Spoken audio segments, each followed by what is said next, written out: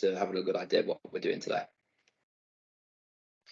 Okay, guys, so the recording has started. So if you're watching this back on YouTube, welcome, hello.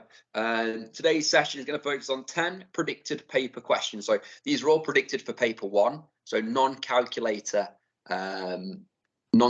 skills going to be evidence today. So we'll be covering a bit of everything. It's designed to keep you on your toes.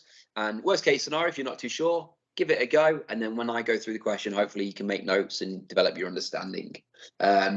So what I'll do now is I'm going to put a link in the chat to Desmos. This is for those online to work through. If you're watching this back, I'll click through the questions and then you can make a note of them and then give them a go yourself. Okay, so let me get the link ready. I'm going to put it in the chat now, but thank you for being here, guys. I truly appreciate those who are listening. My webcam isn't working, so you're not going to be able to see my lovely face this evening, but there is the link in the chat there. So I'd like you to click on that link. That'll take you to Desmos and it'll allow you to work through the activity.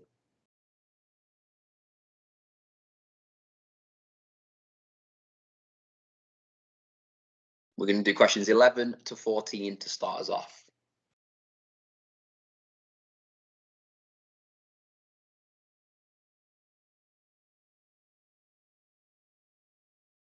So if you're watching online, question 11 is on the screen. So feel free to pause the video at this point and do that question.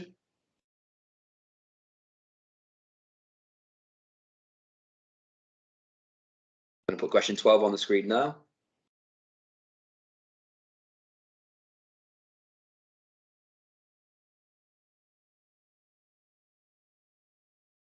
Question 13.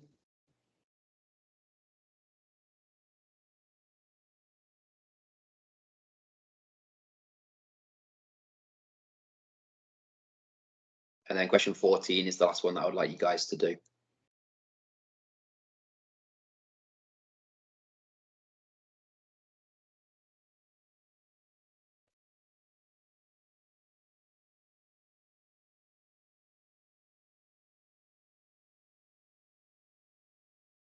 So for those of you live with me at the moment, working from home, I want you to work through those questions on Desmos, okay? So I want to put a link in the chat for those guys who have just joined.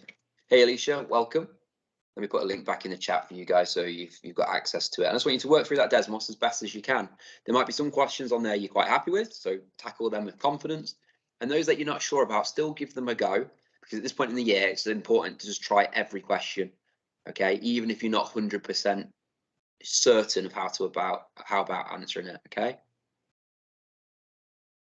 Once you've answered those and you're quite confident with your answers, just pop up in the chat, say, Sam, I'm done, I'm finished. And then I can go through them with you.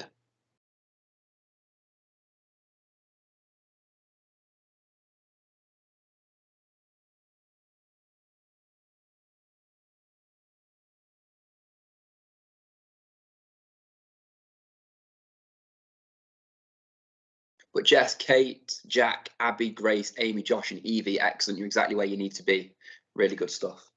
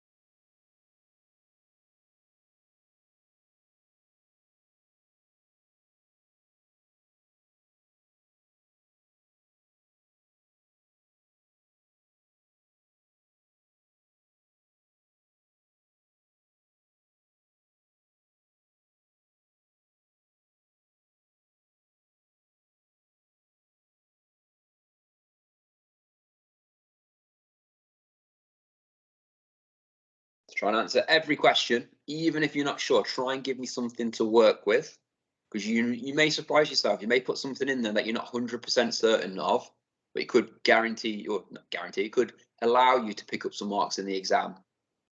Hey, Karen, it's absolutely fine. Don't have to apologise for being late. I just appreciate you being here. Just as a heads up, we're working through some Desmos questions So if you click on that link, continue without signing in and then enter your name, you'll be able to see the 4 questions that we're working through to start off today's or this evening's session.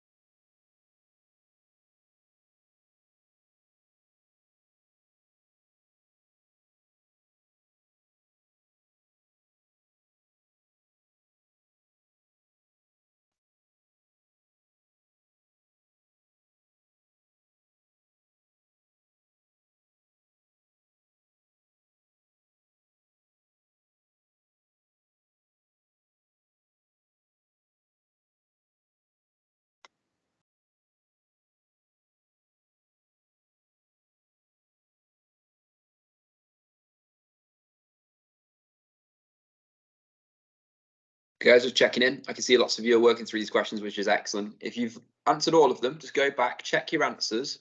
Just make sure you're happy with them. Make sure you've not accidentally typed in something correctly. It's good exam technique just to check your answers again. So when you get to the end of your paper on Friday, don't think, oops, don't think job done, I can relax. Have a little breather, go back to the start, double check your answers, make sure your methods are looking pretty sharp. And if you have to, this is what I'd love all of my students to do the question again. So cover up what you did previously, do it again, and then see if you get the same answer as you did before. Particularly for the questions which you're not 100% on. So do it again with fresh eyes. Lucy, I will send you the Desmos link. Bear with me a second.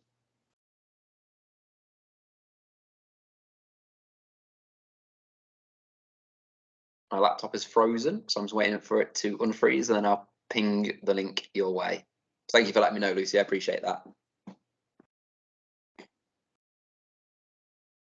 Try and do it on my phone, actually.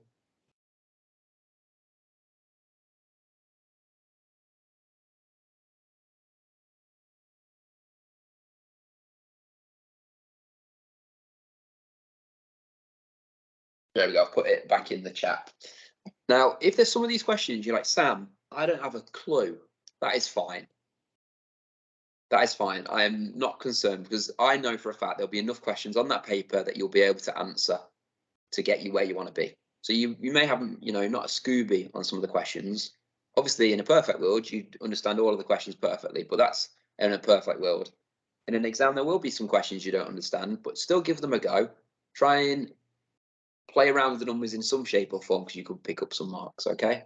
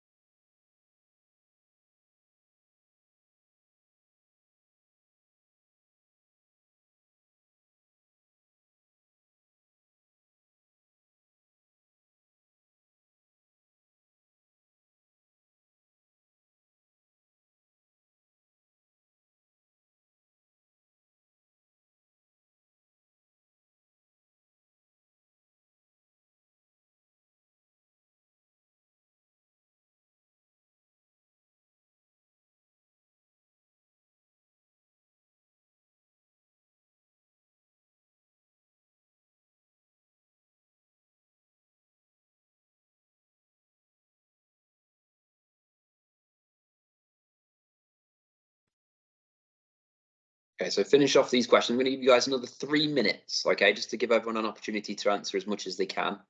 If you finish and you're quite happy with your answers, just take those 3 minutes to have a little relax, check your answers once more. But I just want to make sure that I've given enough chance for most students to answer all 4 questions. So 3 more minutes. So at 18:18, I will go through these and use you guys to help me answer them, okay?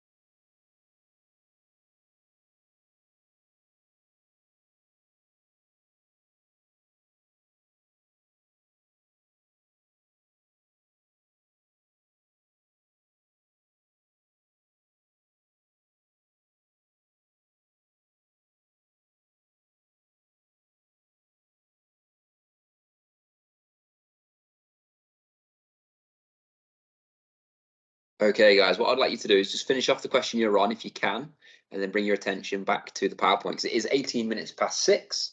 And at this point, I want us to go through this question. Now, apologies, I would put my webcam on at this point, but fortunately, my laptop says I don't have a webcam, believe it or not. So bring your attention back to the PowerPoint. We're going to go through questions 11 12, 13, 14, and then we'll get you looking at a few more, okay? So just a little thumbs up or a smiley face or something along those lines in the chat so I know you're here, and then I will continue with the review of the question. So just a little message, guys, for me to know that you're about. That'd be brilliant.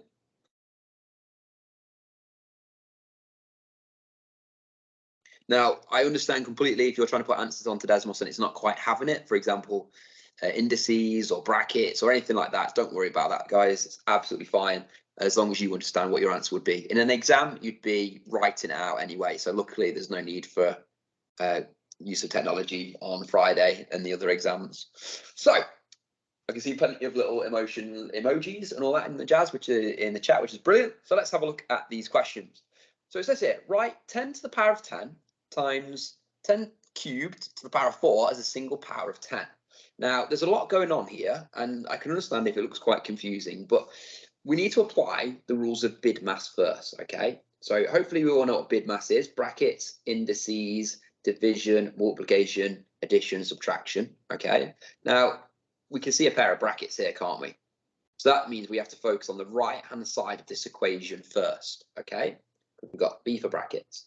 Now, when we have a set of indices like this, enclosed in brackets, it means we have to multiply, okay? So we have to do 3 and we times it by 4. So it's going to be 10 to the power of 12 because 3 times by 4 is 12. Boom, excellent, there we go. Now, we've done that bit, we've solved that bit. I'm now going to bring the rest of the question down. So 10 to the power of 10 times by 10 to the power of 12. Okay, that's what I'm dealing with now. Now, when we multiply indices, what do we have to do with them? That's my question to you guys now. When we multiply indices like we've got here, what do we have to do? Lucy Hughes is saying add, and I completely agree, we add them. So 10 add 12 is 22, so it's going to be 10 to the power of 22. Now, it's crucial we have that as our final answer because it says here, write your answer as a single power of 10. So there's my 10 and there's my single power, the number 22. So that would be worth 2 marks in an exam because there's 2 things we have to do: to multiply and then we add the power. So if you've got 10 to the power of 22, excellent. But if you've got 10 to the power of 12 written down, also really well done because that would get you a mark as well. Okay. Question 12. This is a juicy standard form question here. Now, we know on paper 1, you will be asked to write or convert numbers from standard form back and forth, okay? So make sure you've got that in your locker because this sort of question is coming up. So it says here, write 5,300,200 or 300,200 in standard form. So my strategy for this is writing the number out again, but do it with a bit of space, okay? So 5,300,200. Now, with standard form, our answer has to be a number, or the start of it has to be a number between 1 and 10, okay? So decimal point goes after the first number to make sure that happens. So it's going to be 5.3002. So I'm going to write that down over here, 5.3002.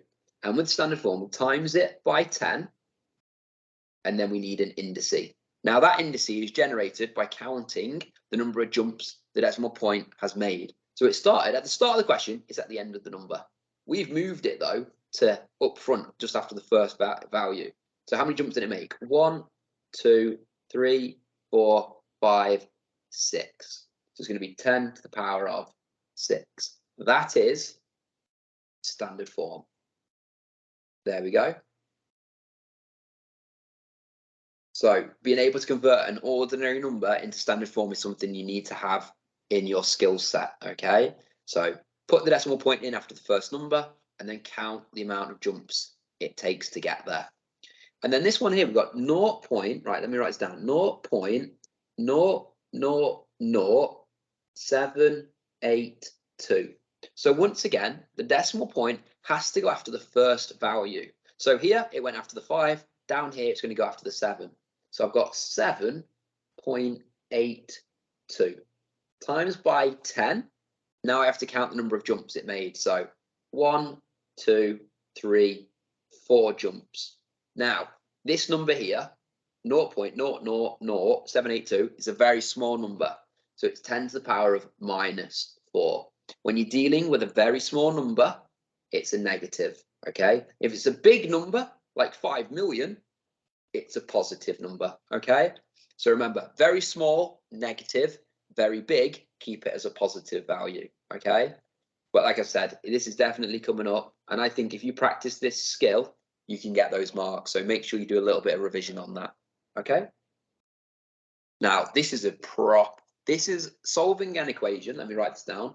Solving an equation, but I personally chose a juicy one, quite a tricky one, because I think at this point of the year, let's try and challenge ourselves, okay? So solve an equation.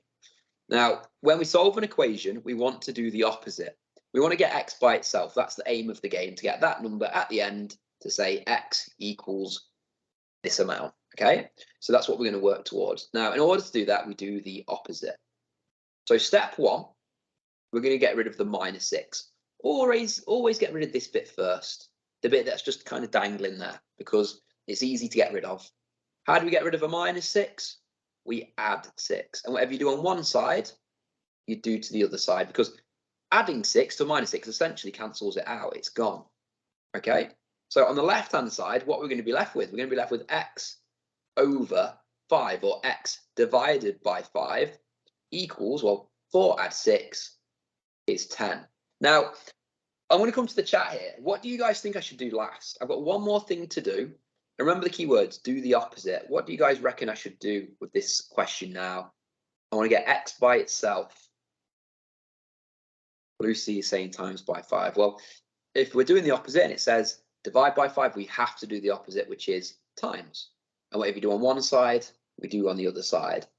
So we're going to be left with x by itself. Let me just show you, because that times by 5 gets rid of that. And what are we left with? X, which is exactly what we want. So we're going to be left with x equals 50. Now, do what we're going to do. Do what we're going to do. I want to give you another one to do. So do this separately, and I want you to send me your answers on Teams privately, okay? So let me just quickly draw one. There we go, I've separated the screen. So let's go for x over 3 plus 4 equals 12. That's what I want you guys to try and solve. So use this one as guidance. I've tidied it up a little bit, and then I want you to, if you want to, if you feel confident, send it to me directly. However, if you want to keep it to yourself, that's fine. I'll respect that. That's absolutely okay. Okay. So try and answer that. Send it to me directly, and then in 90 seconds, 2 minutes, I'll go through it and solve it with you on the screen. Okay. So take your time. Once you've got a few answers, if you're on Teams or thumbs up in the chat, okay, we'll go through them.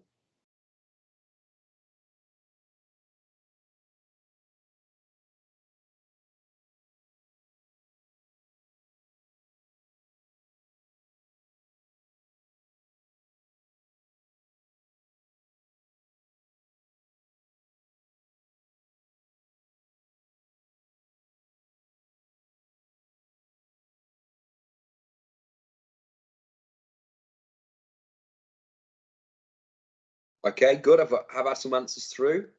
Now, that's absolutely fine. Keep pinging them through.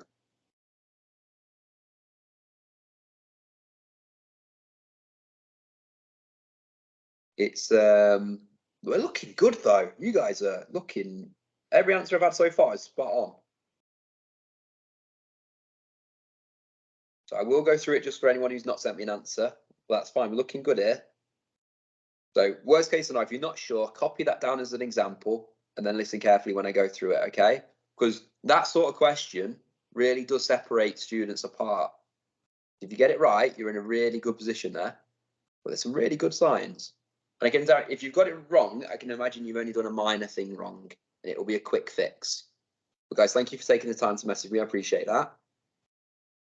Okay, another 20 seconds, and then I will go through it and hopefully explain it in a nice, concise manner. Okay. So step one, we need to get rid of the +4. It's just dangling there. It's not really doing much. We can get rid of it, okay? So we're going to get rid of the +4. How do we do that? We take it away. we subtract 4. And we do it to this side as well, because whatever you do on one side, you do to the other side. Okay, so we're going to be left with x. Let me keep consistency here. Let me just rub that. I'm going to try and do it so it's in the right colours, just so it's better notes for you guys to look at. So let's change to red pen, like so. So we're left with x over 3, or x divided by 3 equals 8. Now the last step, we need to do the opposite of divide by 3. So we times by 3, times by 3. Do it on both sides once again. Whatever you do on one side, you do to the other. So we're going to be left with x equals 24. Ta-da! So if you sent me 24, excellent. Now, if you've got slightly different, have a look why. So some of you at the start may have done +4 on this side. But remember, if it says +4 here, we do the opposite. So we should take it away. Now, that is such a quick fix. It's something you can learn from now, and you can apply it on Friday if this sort of question comes up. Okay, but do the opposite. Whenever you think or see solving an equation, do the opposite. Okay, but guys, really well listened. I appreciate that. Now, the last question, we've got Ben and Emma. Ben was 1.8 meters tall and Emma was 80 centimeters tall. Write Ben and Emma's height as a ratio in its simplest form. Now, can anyone tell me what the problem is straight away with that question? What alarm bells should be ringing for you guys in that question? What do you think? Jess French, centimetre, excellent. Yeah, we've got Ben, his height is measured in meters, but Emma over here, hers is in centimetres. So we need to convert them into the same. That will make our lives a lot easier. Now, for me personally, I'm not a massive fan of dealing with decimals. So I want to get rid of this decimal number. I want to convert meters into centimetres. Now, centimetres, cent means 100. So to turn meters into centimetres, I have to times by 100. So that's going to give me 180, as they would say in the darts. Okay, so it's going to be 180, dot, dot. Remember, we're doing a ratio to 80. Now, I think in an exam, you get a mark for that because you've already turned it into a correct ratio. So straight away, think, right, put it as a ratio. Now we can think about satisfying the second part of this question, the simplest form.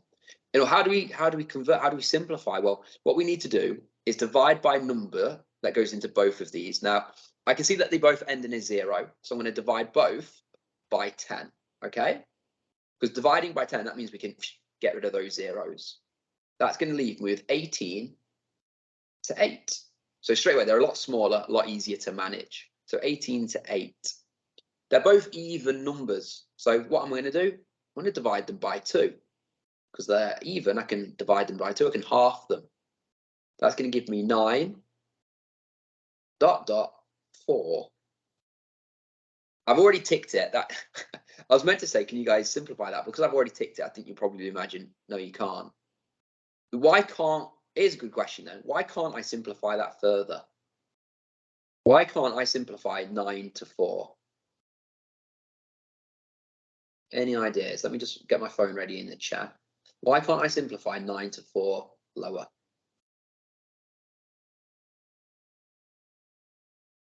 Any ideas?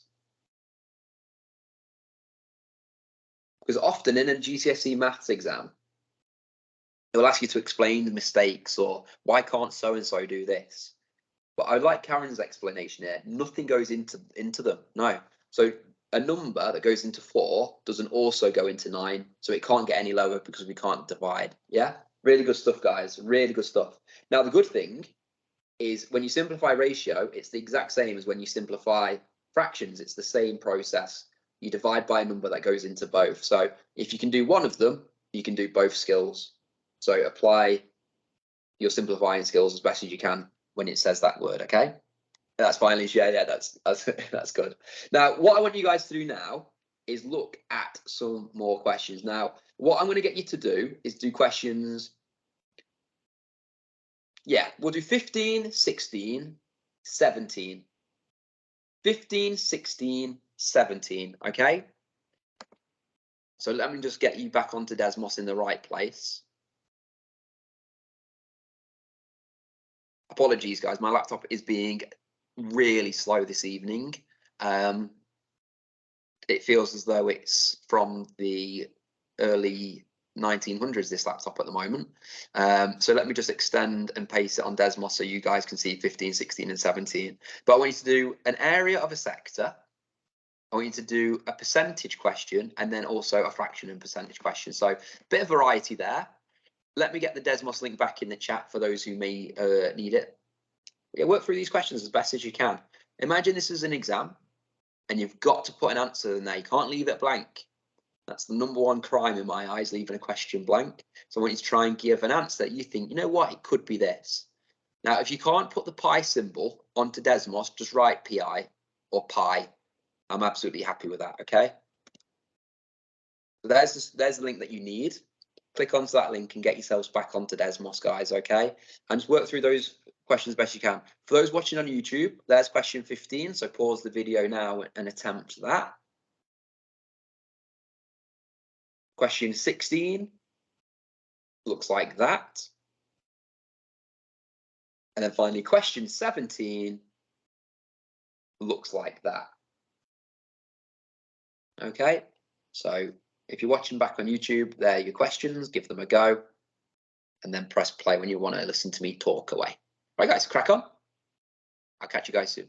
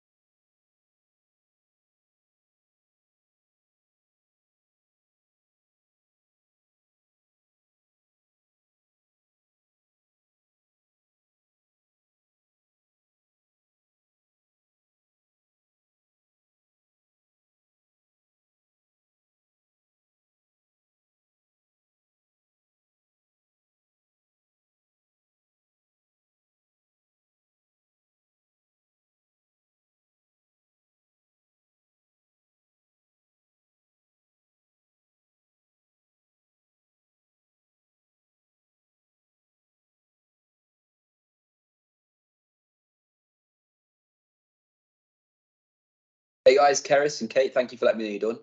If you're in a similar position to Keris and Kate and you're finished, just pop up in the chat, let me know. And then if enough of you are like, yep, Sam, let's crack on, I'll review these questions, okay?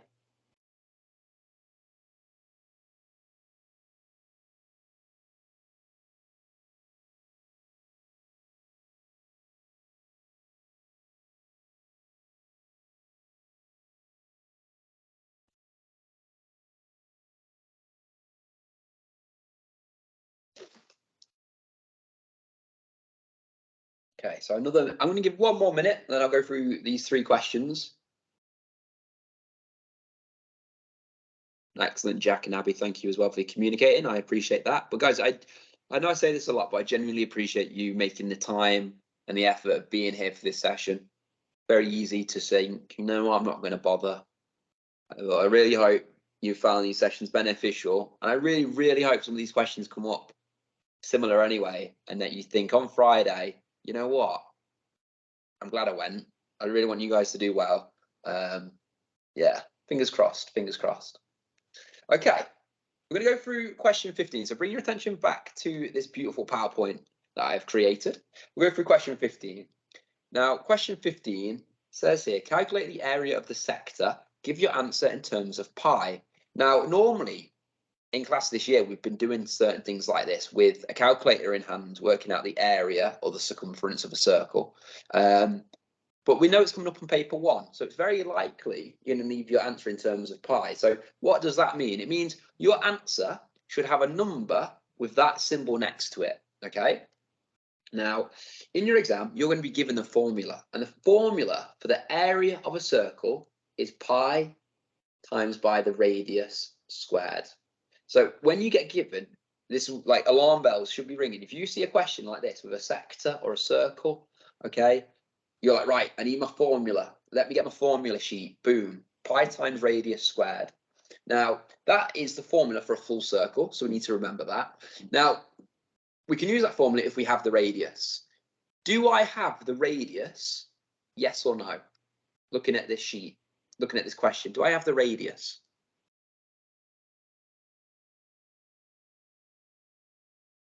No. Evie, we're correct. What do we have? Only the diameter. Brilliant. So the 20 meters here, that's the diameter. The radius is half of that. So half of 20 is 10 meters. Okay. So this is that's really important. So write the formula down and establish, have I been given the radius? If you've been given the radius, brilliant, put that in. But if you've been given the diameter, calculate the radius. So it's going to be pi times 10 squared, because that's the radius here, okay? So what is 10 squared? It's 100. So pi times 100. Now, in maths, we always like to put the numbers first. So we're going to change that to 100 pi. We have one last thing to do. 100 pi represents the full circle. But I don't have a full circle here. I have half a circle. So what do I have to do to that answer there? What do I have to do to 100 pi to give me the area for that circle or this semicircle that I've got here, this sector? Half it. Brilliant. Need to divide it by 2. 100 divided by 2 is 50. And remember what I said about leaving the pi symbol in there? Put that in there as well. Now remember, we're dealing with area, and it's meters, isn't it? So it's going to be meters squared. Just put those units in there. Show the examiner, yeah, we're doing area. It's meters squared, mate. Boom, get you those marks. Now, that's how you do it without a calculator. Because at the end of the day, if I passed that on to someone and they had a calculator, they'd put in 50 pi equals, and then they'd have the exact answer that they're after. But if you don't have a calculator, leave that symbol in there, okay? That symbol is our friend. So leave the symbol in there, okay? But yeah, you may have to watch this back at some point just to remind yourself on that. It's going to be on YouTube, so make sure you've got that available, okay? Here we go. I love these sort of questions. Really find these quite nice.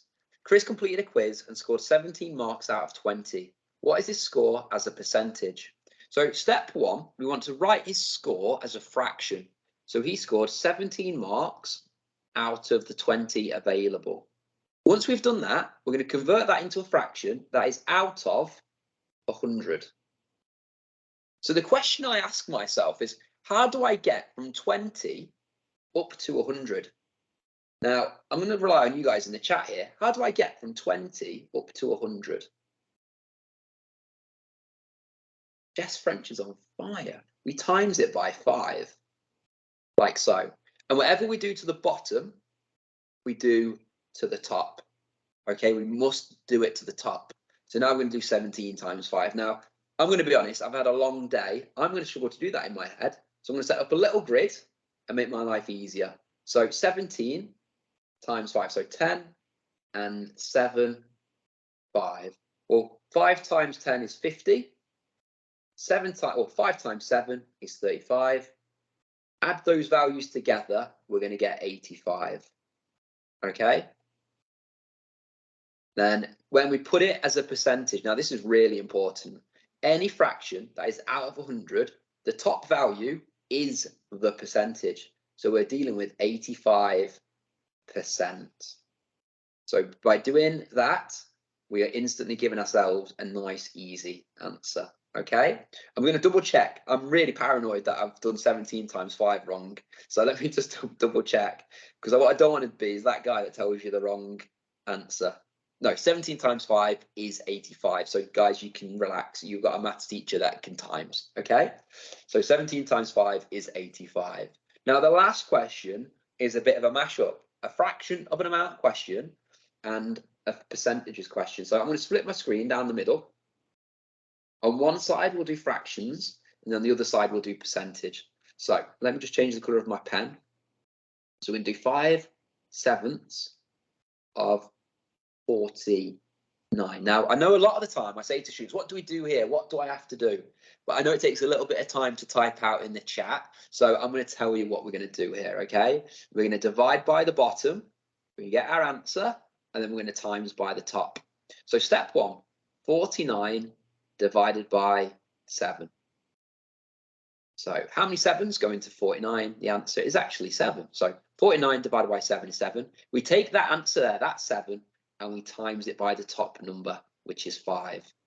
7 times 5 is 35. Okay, so that's that value. I know that is 35. Now my next step, because this is what the examiner is expecting of us, is to work out the percentage of 60. So let's change the colour of my blue there. So let's do 45% of 60. Now let's start off with 10%. When we're working out 10%, we're essentially moving the decimal point one place in, which essentially gets rid of the 0. It's gone. So 10% is 6. Okay. Now I want 45%. So really what I want to do is get 4 lots of those to give me 40%. Okay. So times this side by 4 times this side by 4. So that's going to give me 24. Now, if 10% is 6, 5% must be half of that. So 5% must be 3. Now, this is the nice thing about percentages. When you create your building blocks, you put your 40% block, which is 24, with your 5% block, which is 3, and then you put them together. 24 add 3 is 27. So this section here is 27. Which one is bigger? Well, actually, that's quite a nice looking question now. This one here, 35. So it would be 5/7 of 49 is bigger.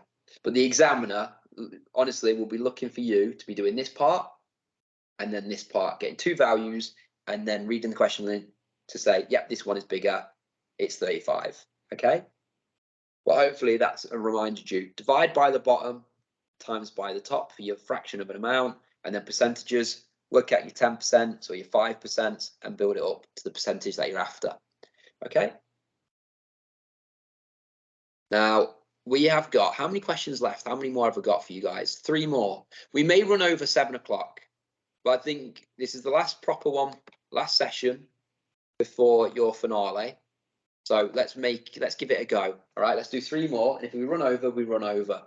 I'm happy to put in extra time and effort if you guys are. Okay, so let me put a link into the chat for Desmos again. You should be able to type your answers in, I hope. Can you guys put your answer in for question 18? I don't know if you can.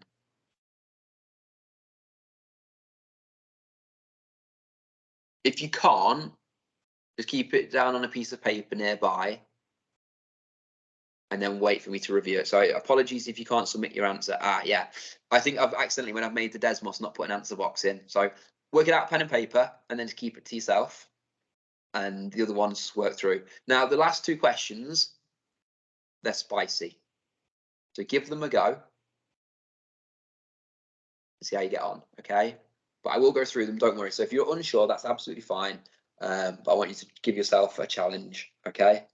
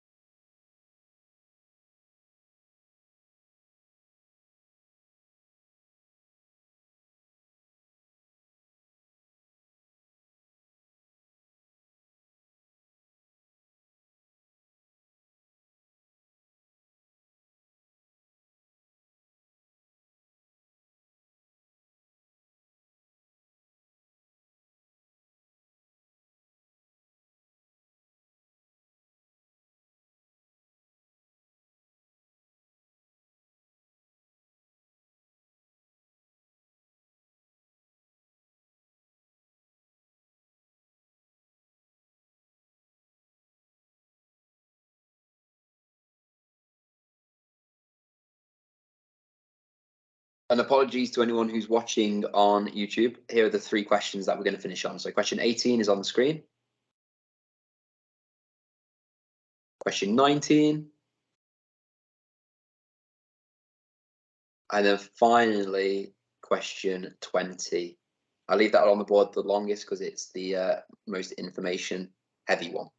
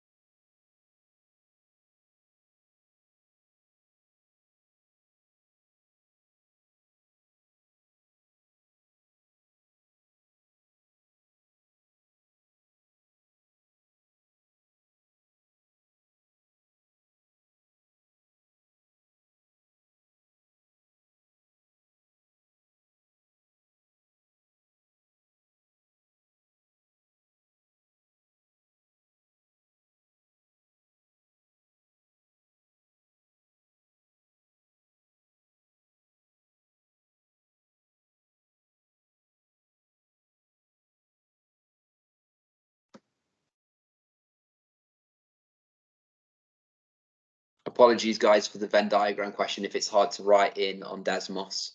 As long as you know where your numbers are and where they're meant to be, that's the main thing, okay?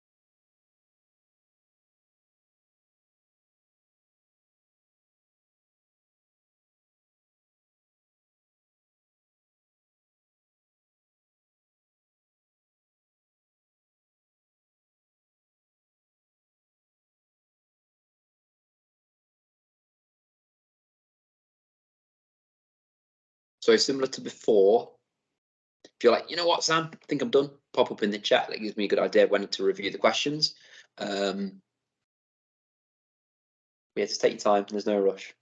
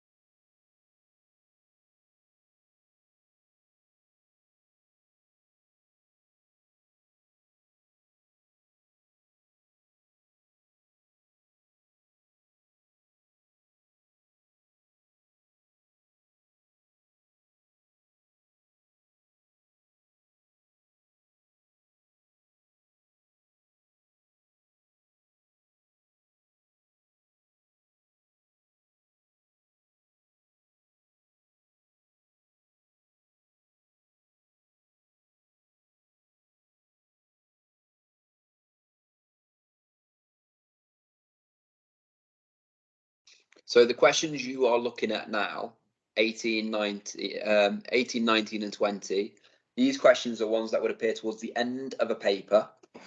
And these are definitively, definitely going to be grade 3, grade 4 questions. Well, the adding fractions one, grade 3. But calculating standard form and the Venn diagram question that I put in there, definitely grade 4. So I'm kind of glad that we're finishing on this, because although you might be quite tired, I'm really looking forward to going through them and hopefully making them look all right for you, okay?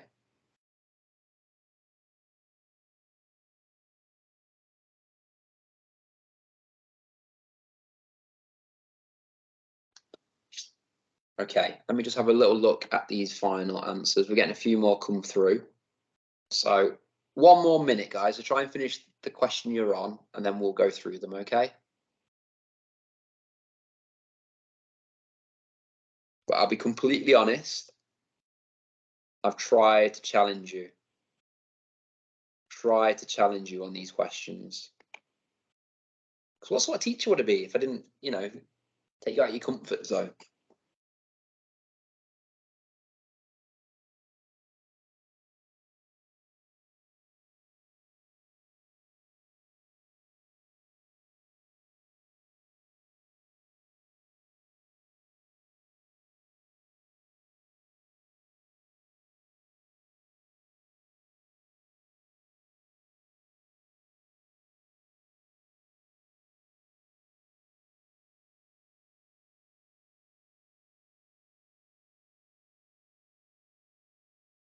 Okay. What I'd like you to do, bring your attention back to the PowerPoint. I'm going to go through question 18, 19, and 20. Now, these questions definitely have to put in there, like I say, to just challenge you at the end. Now, I know you guys may be tired, but let's just try and finish strong, okay? So we're going to probably be another 5 to 10 minutes. Listen as best as you can, and then hopefully you can relax after this, okay? So it says here, work out the answer of 5/7 plus 2/3. Give your answer as a mixed number. Now, let me change the colour of my pen to red to make it stand out nice and clearly. So we've got 5/7 plus 2/3. Now, I can't see your answers on Desmos, so check your answer against mine. and you'll see how close you are. Now, with this question, we want the denominators, the bottom numbers, to be the same. We can't add across and across the bottom. It doesn't work. With adding fractions, we need the denominators, the bottom numbers, to be the same. Okay, so we draw two new fractions like so, and then we make the bottom numbers the same. Now, the best way to make them the same, the easiest way, is to times the bottom numbers together. So 7 times 3 gives me 21. So my two new fractions are going to be out of 21. Now I've done that, I can think about, right, how do I get these top numbers? Well, we go back to the original pair of fractions. We say, right, how did I get from 7 up to 21? Well, I times it by 3. And whatever I do to the bottom, I do to the top. So I'm going to do 5 times 3. Well, 5 times 3 is 15. That's that fraction done. Happy with that. Then we look at the second fraction. Well, how did I get from 3 up to 21? I times it by 7. And whatever I do to the bottom, I do to the top. 2 times 7 is 14. Now, the bottom number is the same. I can add quite nicely. So my final fraction, we keep the bottom number the same. So it's going to be out of 21. And then we'll do 15, add 14, which gives me 29. Now, that right there would give me at least 1 or 2 marks. I think, let's be generous, let's give ourselves 2 marks for that. But this is where we can get ourselves an extra mark. It says here, give your answer as a mixed number. So let me talk you through that. A mixed number is where you have a whole number with a fraction next to it, okay? So the question you ask yourself is, how many times, I'm going to ask you now in the chat, how many times does 21 go into 29, and what is the remainder? How many times does 21 go into 29, and what is the remainder? See, Abby said 1 in 8. 1 in 8, excellent. So it goes in once with a remainder of 8. So on my screen, I've got a big one, a remainder of 8, and then we write that as a fraction of 21. There is my mixed number. That gets me 1 extra mark. So if you have that in your locker, please do it, because it's just getting you that 1 extra mark, which is 1 mark closer to the grade you want, isn't it? Okay. Let me do one more. Let me think of one more. Let's do. Oops. Let me do one up here, and you can do what we did before. Okay, so you can send it to me privately or do it to yourself. So let's go for 17 over 5. Can you give me that as a mixed number, please? 17 over 5. I want you to convert it into a mixed number. So ask yourself, how many times does the bottom number go into the top number, and what is the remainder? Keep it to yourself, because if you put it in the chat, someone else might steal that thunder. So try and do it independently. You can send it to me privately. I've got my phone in my hand ready for Teams, or you can do it pen and paper and keep it to yourself.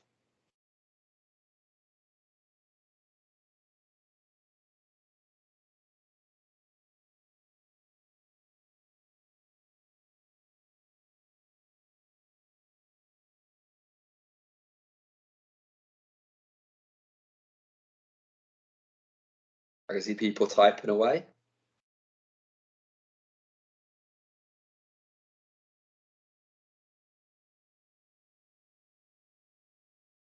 So 17 over 5, what would that be as a mixed number? Because we know it's coming up.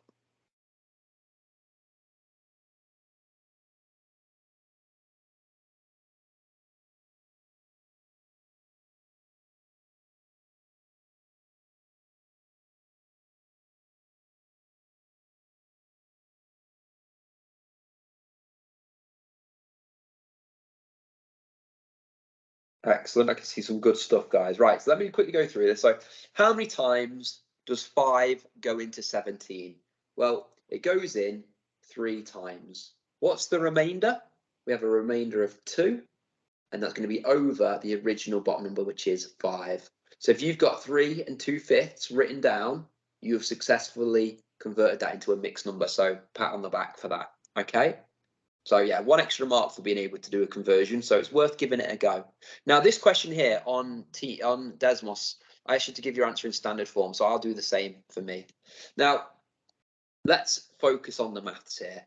We've got a lot going on, but let's focus on these numbers first. So let's do 6 times 4. 6 times 4 is 24, okay? Now, thinking back to the start of this session, we've got 10 squared times by 10 cubed. When we times indices, what do we do? So we've got 10 squared times by 10 cubed. What do we do with the indices?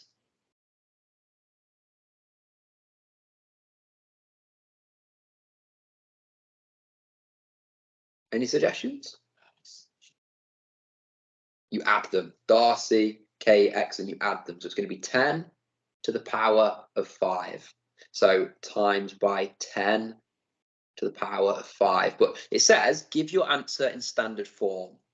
Now, this is close to standard form, but remember the start, this first number has to be between 1 and 10. So we need to put a decimal point in there, which would go there, in between the 2 and the 4. So my standard form is going to be 2.4 times by 10 to the power of 6. And you may be thinking, why 6? Well, we've divided that number by 10, which means we need to put another times by 10 on here. So you've got 5 plus the extra 1, which is here. It gives me the 6, okay? But in your exam, you get at least 1 mark for 24 times 10 to the power of 5. Then you get your other mark for the standard form at the end. But yeah, let me just do a quick recap for those of you who are just, trying to grasp that again for the last time.